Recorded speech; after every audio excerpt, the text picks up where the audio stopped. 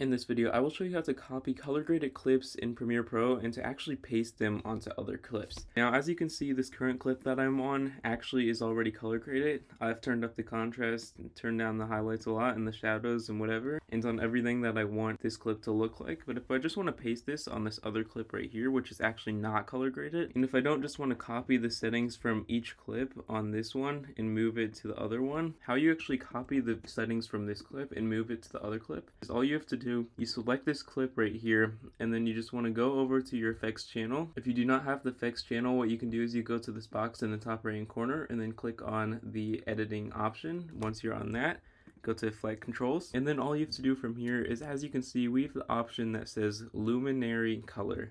Now, luminary color is basically all the color grading you've already done to this clip. So how we actually copy this luminary color is you can either click on it and do Control C, or you can actually right click on it and click on the copy option. Now, once you copy it, all you have to do is you go to your other clip like so, just hover over the clip on the timeline. Then you go back to your effect controls, which is the same area. And then all you have to do from here is, as you can see, there's no color grading. You just scroll to the very bottom of the clip and you can see this blank space area. Normally there's not a crop on your clip, so I'll just delete that, but there's a blank space down here, and then you just right click on it and then you click on the paste option, and it will actually bring over the color graded clip to your new clip. If you found this video helpful, leave a like down below and share this with a friend who also needs to learn this.